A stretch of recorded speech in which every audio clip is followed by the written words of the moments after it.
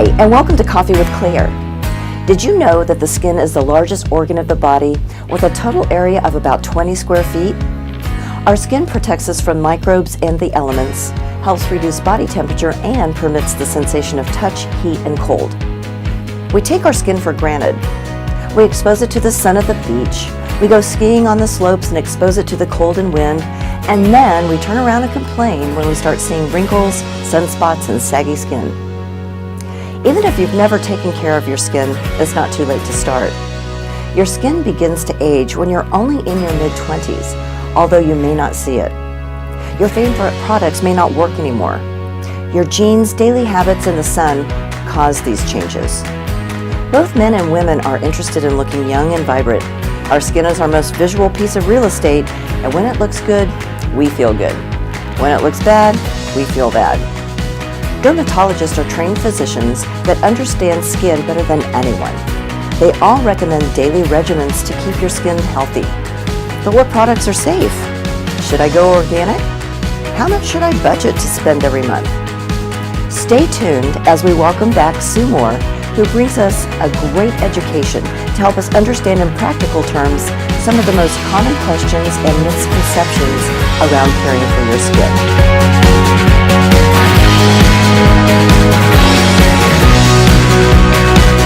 People who give back to the community and people who like to have fun on our show. And today we are thrilled to have a reoccurring guest, Sue Moore. Welcome back, Sue. Thank you. It's great to be back with you. Well, Sue, tell us a little bit about what's been going on since the last time we talked. Lots. Oh, I know. Lots. I feel like I'm a little bit smarter. Yay! But just to set the stage a little bit, back in the day, it was very difficult to get information about skincare and or just know what kind of skincare product to buy because there was no technology. So people were going to either a department store or they were going to CVS or the likes back in their days. Yep. But today, with the online capabilities that we have with the market has shifted in terms of, you can find out product knowledge, product fulfillment, you can grow a business, you can do just about anything online and be able, manufacturers are able to go directly to the consumer, the end user. So it makes their offerings very easy to purchase and so forth. Now, with all of that, technology is great, but it does tee up some issues in terms of customers being confused as to there's so much information out there. It's like what's true, what's false, right, and what's good for me, Yeah. and so forth. So that's what we're here today to do, is to hopefully unravel and eliminate some of the confusion people have around what is best for their skin. Yeah, because you're right. There is so much information out there, and it's a lot of it is based on selling you something rather than educating you on it. Right. And, sometimes, a lot of times it's kind of an impulse buy rather than, really understanding what you're putting on your skin and specifically your face. Right. So if we're here to clear up confusion, then let's get started. Okay, great. There's a lot out there. Well, that's a great subject, and there's a long answer. Okay. So I'll try to be as condensed as possible. But most people, when they are thinking about buying some kinds of skincare, are confused by the Great Wall of skincare. You walk into Bed Bath & Beyond or somewhere, it's got this huge wall, and you might find a manufacturer that's got 3 different kinds of eye cream, and you go, well, what is the difference, and how do I know what I want to do? Exactly. So what happens is many times is that the consumer will be so overwhelmed with the number of choices that they don't do anything and they leave because, there's a thing that says a confused mind does not act. Right, absolutely. And in the cases where they do purchase something, many times, not all times, but many times, the product does not work. Mm-hmm. And so they are left with flushing the money that they already spent. Yeah. And their skin isn't any better. So it's just interesting. I've been doing some research on this, and what I'm finding is that most people don't understand that there is a big difference in the way product A and product B and product C are Oh manufactured. no! How would we know? You We're wouldn't. muggles. You wouldn't, right? You wouldn't know that. So, anyway, so that's what we're trying to take advantage of here.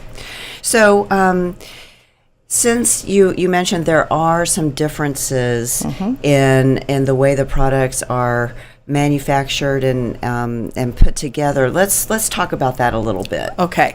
Well, the two biggest differences are Okay. the quantity and the quality. Quantity And quality. Okay. Okay, let's talk about quantity first. Okay, here we go. Okay. What that means is the percentage or the amount of dosage of a particular ingredient in a product. It's much like baking a cake. Okay. A cup of flour, a little teaspoon of vanilla, whatever it is. Okay, so products found in the department stores may claim to have a higher dosage of a certain ingredient, let's just say vitamin C. Okay. But in other words, the ingredient itself has not been stabilized. So when you use the product, yes, you feel softer or what have you, but that goes away because the product or the ingredient has not been able to get to the deeper levels of the skin. So it just sits on top? It just sits on Okay. top, and eventually it just goes away. So anyway, so now other products don't say anything about dosages. And so that's really kind of, does this look like, do I like the package and maybe it'll work? Or does kind it of smell thing. good? Does it smell good? Did my friend tell me to buy Right, it? So right. the old adage of what you get what you pay for. And unfortunately, the basic average consumer of skincare products has no way of knowing what is good for them and what is not good for them, unless Yeah. you're a skincare junkie, and those people are few and far between. So, Right. so there you go. Now, what else was I going to tell you about that? I know. Go ahead. One other thing, and that is a product with a higher concentration of product will probably have a better result for you, but along with that comes a little higher price tag. And so, again, it gets back to the consumer, their skincare budget, how they know they're getting the biggest bang for their buck, and maybe if they want a product that's got a higher dosage of something and then cut back someplace else, they can. But all of that to say, they are the ones that are making the decision. Sure. So anyway, there you go. So I have a question around that. So if there is a higher concentration of the, I guess the product or whatever the main ingredient is that's Yeah. going to help your skin, if there's a higher concentration, does it also mean that you use less? Not necessarily. Okay. No, Okay, not because I have heard necessarily. that before. It's like, well, if there's a higher concentration, then you use less, and then maybe that was just a sales tactic that I heard. That could have been. If there's a higher concentration, it'll work better. That's for Okay. sure. So it really depends on the company and how they embrace technology and become kind of disruptors, if you will, within the industry to bring products that never existed. Yeah, of because course. they are doing some really cool things. An example of that would be hydration serum. Okay. Okay, Does everybody know what hydration serum is? I don't know, but we're going to tell them. Hydration Yes, serum. let's. Hydration serum it takes moisture out of the atmosphere. Okay. And it puts it on your face and holds it there. And so Okay. it's like giving your skin a drink of water. Is Oh, really what it is. okay. Okay. So works like a charm. But now here's an example of the difference in quantity and a little bit on the quality. But we'll get to quality in a minute. Okay. Okay. Let's take hydration serum. Okay. The main ingredient in hydration serum is glycerin. And glycerin is a humectant that, as I said, draws moisture out of the atmosphere and keeps it on the skin. Okay. The problem with glycerin is that when you manufacture a product with more than 3%, that ingredient, in the product becomes sticky. So I don't know Ew. about you, but I don't want to pump something sticky and put it on Not my really. face, right? Okay. So we know of a company that is really a disruptor and uses technology to the highest degree of really creating some really cool products. And so what this company did was they wrapped another moisture binding ingredient around the glycerin, Okay. which allows the glycerin to be more higher levels of hydration to the point of like 200%. Wow, without it feeling like you right. got Without a wad of exactly gum on right. your No face. stickiness. Yeah, without a wad of bubble gum on your face, up to 200%, and the effect is immediate. I mean, you take a sprither and do it, and you can feel it, and you can see what it does to your face. Wow. Yeah, so it's really cool. It's really cool. So, and do you put that on like before or after your regular? That goes probably between step 2 and step 3 after Okay. you've washed and toned, and then you put the Okay, and then you Yes. put your moisturizer right, on the top of that. Right, Okay. exactly. I've been known to, in the middle of the day, if I'm feeling kind of a little dry, Yeah. to do it and just kind of pat a little bit around me, So Okay. anyway, but one last thing about, again, about quantity, getting back to that, hydration is a good example of that, and that is you want the customer to be able to decide where they want to spend money. So if the hydration product, let's just say, is a little bit more expensive, and that's what they really want and that's what they really need, then they can cut back wherever it is that they need to make sure they're getting the right things for them within their budget. That's Got the it. point. That's the point. That makes sense. Yeah. So, okay. You've talked about this really cool word of disruptor, and you've talked about innovation, and you've talked about proprietary technology. So that sounds really intriguing to me. Let's talk a little bit about that for a minute. Okay.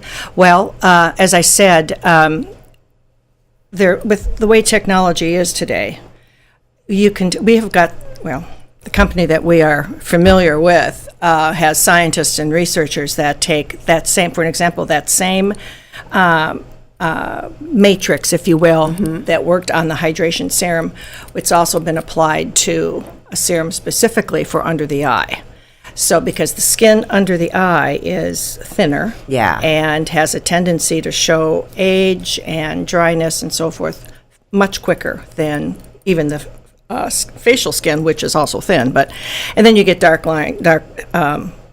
circles under the eye and so forth. So they take the same technology and apply it to another product. So, and there's also a product with that same technology for a body hydration. So what I'm saying here is that you've got people who are thinking out of the box, pushing the edge of the envelope, and creating things that don't exist. And they've got patents around this stuff Absolutely. too. So it's not like they're Absolutely. just pulling it out of thin air and saying, "Hey, this is going to work." They've Yeah. got proven scientific And so, efforts now these around products it. were probably in the formulation stage for years. Wow. Yeah. And now they're years. just coming to And now they're just coming to the fruition. market. Yeah. So there you Well, go. so we've talked about quantity. Right. Now let's talk specifically around that quantity. Or Quality. We talked quality, about sorry, quantity. Yeah, quantity, quality. Yeah. That these It's both all the start same. with Yeah. QU. Yeah, right. Okay, there are basically three categories. They're certainly not all, but 3 categories that I think are a good rule to be Okay. looking at. The first is pharmaceutical grade, and a pharmaceutical grade product is highly regulated by the FDA. And what the FDA says is that the ingredients in the product have to be 99.9% pure. Wow. So what that means to the layman is there's not a lot of filler in there. There's no room for a filler if it's Okay. 99.9%. What is a very interesting factoid around that, though, is that in all of the skincare industry, only 5% of the companies are under the regulation of the FDA and actually manufacture pharmaceutical grade products. Wow. So Only that's 5%. only 5%. That's really a big deal. It's a big deal. Yeah. Okay. So after pharmaceutical grade, you have medical grade, Okay. which is also a very high grade, and they are not required to adhere to the pharmaceutical standards. So they may or may not hit that mark, but they're still very, very good. Okay. It's still a very good grade for the product, as opposed to where we have is over the counter. And there's nothing wrong with over the counter. There are many medicines in prescription products that are also offered in over the counter dosages. So those are basically the three areas that products get rated, if you will. Okay, so as the buyer, you want to know, is this pharmaceutical grade? Is this medical grade? Is this over the counter? Because again, that will have something bearing on the price, and again, gives the consumer the choice that they're looking for. Yeah, and sometimes we don't know what we're doing unless we're educated. So knowing that the pharmaceutical grade is the 5% that is 99. That's exactly right. Yeah. I mean, to me, that's important because I don't want a lot of just junk on my face. Right, exactly. So yeah, that's a really great thing to know. And just a tip, too, that I recently learned, while it might take a little work for the consumer to figure out what the if there's a sufficient level of a particular ingredient in a product, you need to stay away from products that only talk about an ingredient. So they might say, here's product XYZ, and it has, turbo leaves in it, whatever that is. We just made it up here. Made that up. Heard it here Okay. first. and if they're only talking about the ingredient, you need to stay away, because it's not just about the ingredient. It is also about obviously the ingredient, but the formulation and the application. So it has to be those three things. If they're just talking about, whatever, I'd stay away from it. So I've got all this information now, and I want to go out and I want to change my regimen because now I'm an educated consumer. What kind of a process am I going to go through? Good question. Some people just start with the new and there's no problem. But many people have what we call it crossover. Okay. And so when you start using a more premium grade regimen, for an example, your skin is going to go into kind of a boot camp. And so sometimes you might have a breakout. You might feel drier. You might feel flakier. But if you're a flake, that's okay. I didn't mean to say that. So personality plays a part of it too. Okay. Exactly right. And or you could get a little dry, patchy something on the skin. But Okay. And then people will say, well, it doesn't work because my skin's getting all junky. And the reality is that your skin is rebalancing itself. So, and it shouldn't last very long. I mean, if it lasts 5 days, it's a lot. Okay. And so if it's longer than that, then we need to go back and revisit what it is you're actually using and how it's affecting your skin. But let me see what else. The other thing I wanted to say about that. Oh, a good example of that, so you can kind of put it in perspective. With this being the first of the year, people are always saying, I need to get to the gym because I blew it off the last 6 months of the year and so over. So they go to the Last 6 gym, years. and it hurts when it hurts. They're sore. You're right. But they go the next day and the next day and the next day, and pretty soon they're not sore anymore and they look good. Yeah. So that's the same premise. So they just kind of ramp up. Absolutely. Yeah. So Yeah. let's talk about it from the customer's perspective. Where are they usually coming from? Okay. Well, first of all, customers buy outcomes. Yeah. They don't buy products. And that's a big, if most people in the selling business understood that, I mean, it would be a whole lot easier probably, have more sales probably, because like you said earlier, it's kind of like, well, buy my product. But why? Why? What's in it for me? What's in it for me? So anyway, and I'm going to talk about that in just a minute, but I want to talk a little bit about the emotional scars that happen to people particularly with acne. And preteens, teens, menopausal women. It's acne can stay with you for years and years and years, and so what you want to make sure you do is take care of it the right way. So, anyway, all of that to say, people do not necessarily buy products that they don't understand how they work. They don't maybe know you and so forth.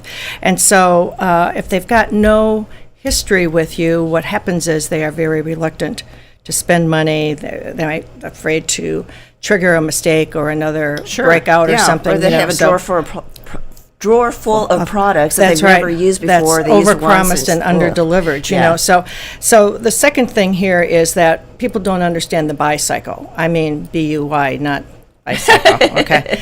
But it's so interesting. In any given segment of the population, 1% to 2% of them are ready to buy anything you've got. Okay. So, and then they'll go find something else you've got and buy it because they just want to buy. The opposite side to that is the 5%ers who are never going to buy anything. So you be nice to them and so forth, but focus on the 93%. Okay. And those are people I call the NMIers, need more information. Okay. And so, as I said, going back, the customer is buying an outcome, not a product. Yeah. And so if you can sit on the same side of the table with them to find out how they can help their 15-year-old son who's got acne not feel embarrassed when he goes to school, and then you can say, I can suggest this for you. That's what really helps make the sale. Yeah. And moms, they see their kids suffering so much, Right. they want to do anything to help them. No, you know, absolutely. and the kids don't feel all that great about it either. No, so exactly you know, right. You're Exactly helping their right. self-esteem Yeah. and everything else. So, well, given everything we've talked about, how can we help our viewers get further information as it relates specifically to them? Okay. Again, using technology, we are familiar with a tool that you answer some questions. It takes about 45 seconds. It's a quiz, and it'll give you expert advice and tell you exactly what you need to have. Two really good things here. First is they give you an AM and a PM regimen. Okay. And you use this product first, then this product, then this So it's a product. step-by-step process. Step-by-step. So Okay. you take all the confusion out Yay. of it. Okay. I can follow directions in I print. can follow directions. Yes, I yes, think yes, that's a yes. second grade level skill. Right. And as I said, people are reluctant to spend money. So that's very important. The second thing that's really very important is that let me see, I just lost my train of thought. Okay, it's the best part. Let's see. Okay. People sometimes will come back with samples. Samples don't work because it took your skin years to get where it is. So what you want is something that'll give you a money-back guarantee. And so if you use a tool, tells you what you need, you take pictures at day 1, at day 30, and at day 60. And then at day 60, it's kind of like Chip and Joanna at Fixer Upper because they pull back the screen and you can look at your face before and look at your face after. Yeah, that's a and great you idea. can see The big the big difference, difference yeah. because we won't remember. Yeah. We won't remember. So we've made available to our Coffee with Claire viewers and listeners the ability to access the tool that you have spoken about. Right. And so if you go to the Coffee with Claire website, coffeewithclaire.tv, and enter in on the subject line, send me the tool, we will email you the tool that Sue has referred to. And in 45 seconds, you can figure out exactly what your skin needs for your skin type. Correct. Right? Perfect. Yes. So, Sue, thank you so much for being here today. great to be here. We really appreciate all your wealth of knowledge, your passion for taking care of people and educating them on their skin, not just trying to sell a product, but actually sell them something that they can use and it's going to make them feel good and look good. So, thank you for watching. Thank you for listening. We appreciate you tuning in to Coffee with Claire. And again, tune in next time. We'll see you then. Thanks for tuning in to this week's episode of Coffee with Claire. To learn more about today's guests, visit their website or find them on Facebook. To learn more about me, Claire Billingsley, follow me on LinkedIn or visit my website at coffeewithclaire.tv. And to hear more episodes of Coffee with Claire, subscribe, rate, and review the show on your favorite podcast and social media platforms.